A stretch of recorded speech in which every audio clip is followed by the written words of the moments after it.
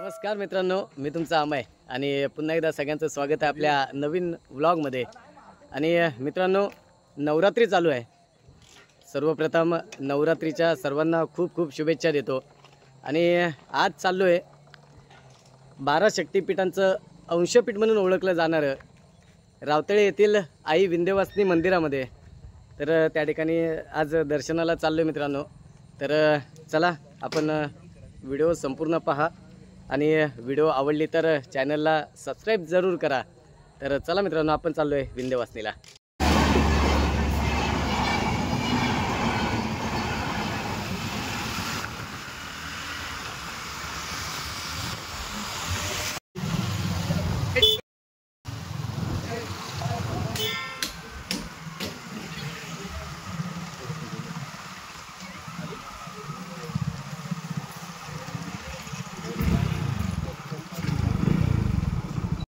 तर मित्रांनो, आता आपण आलो आहे 12 शक्तिपीठांचं अंशपीठ म्हणून ओळखलं जाणारं आई विंध्यवासिनी मंदिर।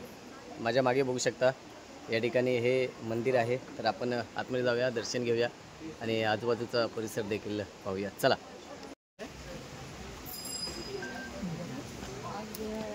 हो निघाली का?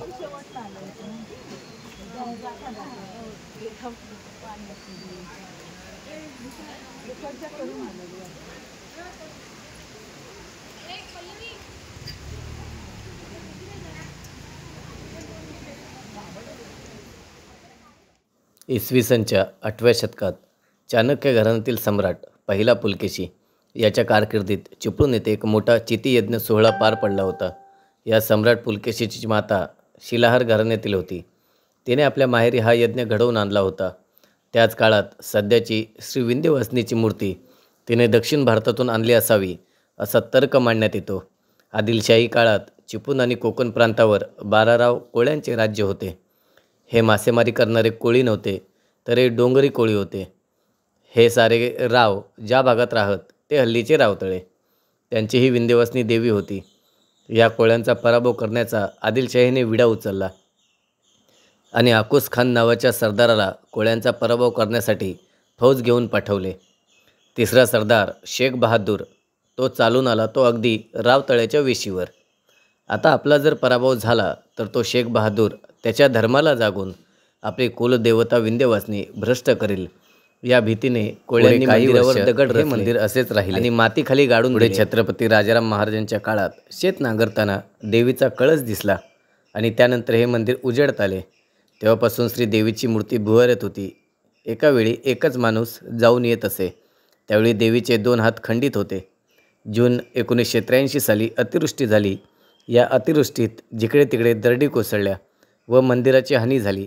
1 फेब्रुवारी 1988 माघ शुक्ल चतुर्दशी रोजी श्रीदेवीची पुनर्प्रतिष्ठापना झाली। देवीच्या गाभाऱ्यात जागा पहिली आहे तीच आहे। नवरात्री उत्सव चालू आहे आणि आपण या ठिकाणी भाविकांची गर्दी देखील बघू शकतो। या ठिकाणी नवरात्री उत्सवामध्ये भाविकांची खूप प्रमाणात गर्दी असते। तर चला, मी मंदिराच्या सभामंडपामध्ये आहे वरच्या बाजूस आणि माझ्या मागे बघू शकता या ठिकाणी आहे ना मंदिराचं रंगमंच आहे, ते देखील आपण पाहूया। आणि या ठिकाणी काही स्टॉल लागलेला आहे, त्याबद्दल थोडी आपण त्यांच्याकडून माहिती जाणून घेऊया। चला। तर या ठिकाणी बघू शकतो आपण, हा रंगमंच आहे आणि हा आपण आता मंदिराच्या वरील बाजूस आहोत। हा एवढा मोठा प्रशस्त सभागृह या मंदिराचा आहे आणि या ठिकाणी आपण बघितलं तर धर्मशिक्षण देणारी सनातन संस्था या संस्थेने या ठिकाणी स्टॉल लावलेला आहे। तर आपण त्या ठिकाणी पाहूया। तर मित्रांनो, आता आपण आहोत आई विंध्यवासिनी मंदिरामध्ये आणि या ठिकाणी आपण बघू शकतो की धर्मशिक्षण देणारी सनातन संस्था आहे आणि या संस्थेचा या ठिकाणी आपण बघू शकतो की स्टॉल लागलेला आहे। तर आपण थोडीफार या काकांकडून माहिती घेऊया की नेमका स्टॉल या ठिकाणी ते कोणत्या प्रकारचं काम करतात किंवा हा स्टॉल कुठे कुठे लागलेला असतो। बघा, आपलं सर्वप्रथम परिचय। माझं नाव विश्वास पवार, गावच्या एरियामध्ये आणि सनातन संस्थेच्या माध्यमातून प्रसारची सेवा करतो।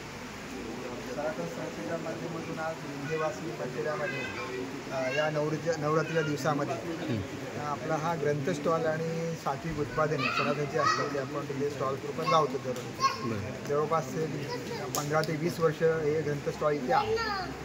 याचबरोबर या परिसरामध्ये तुरमवला ग्रंथ स्टॉल आहे, खेडमध्ये आहे, त्यानंतर दापोलीमध्ये आहे आणि रत्नागिरी जे जे तालुक्यामध्ये आहे तर प्रत्येक तालुक्यामध्ये हे ग्रंथ स्टॉल आता नवरात्रीमध्ये प्रत्येक ठिकाणी आहे. सनातन संस्था ही अध्यात्म प्रसार करणारी संस्था आहे.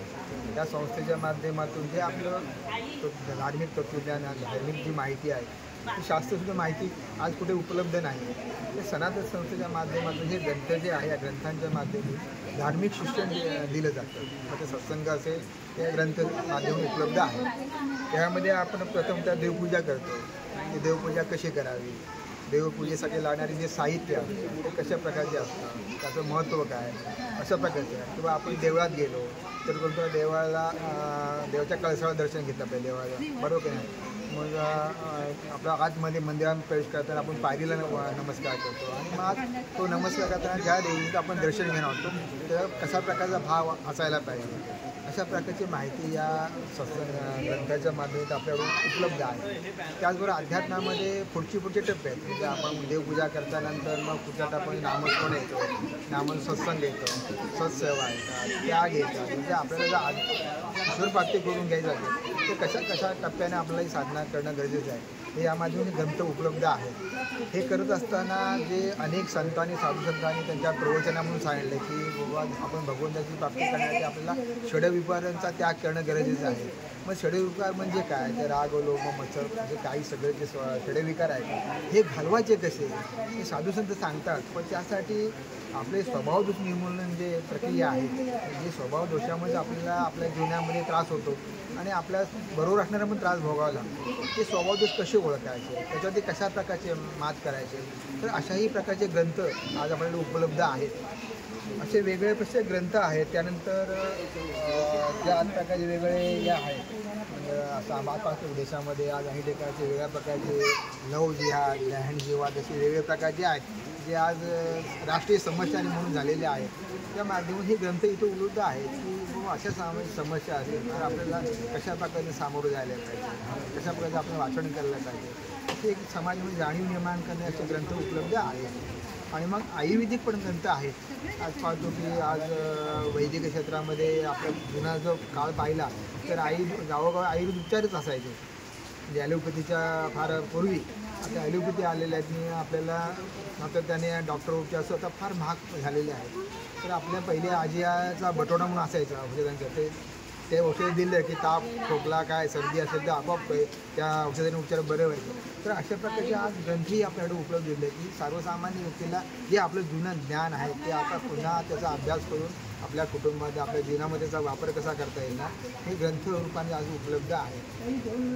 ओके, धन्यवाद काका, अतिशय छान माहिती सांगितली.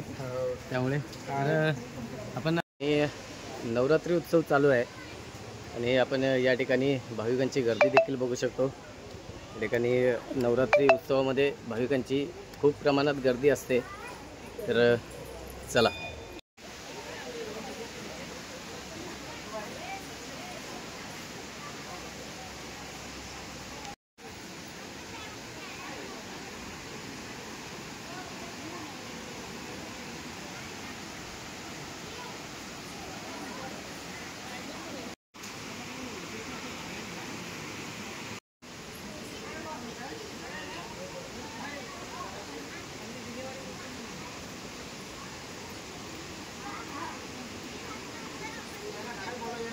मित्रांनो, आज नवरात्री उत्सवानिमित्त आपण विंध्यवासिनी मंदिरामध्ये दर्शनासाठी आलो होतो आणि या ठिकाणी आपण पाहिलं आहे दर्शन देखील सुरेख झालेलं आहे. छान प्रकारे आपण दर्शन घेतलं आणि आपल्याला मंदिराबद्दल या ठिकाणी जेवढी माहिती मिळेल तेवढी जाणून घेतलेली आहे. तर मित्रांनो, व्हिडिओ आवडला असेल तर व्हिडिओ जास्तीत जास्त शेअर करा, लाईक करा आणि चॅनलला सबस्क्राईब करायला विसरू नका. तुर्तास आपली रजा घेतो. जय हिंद, जय महाराष्ट्र.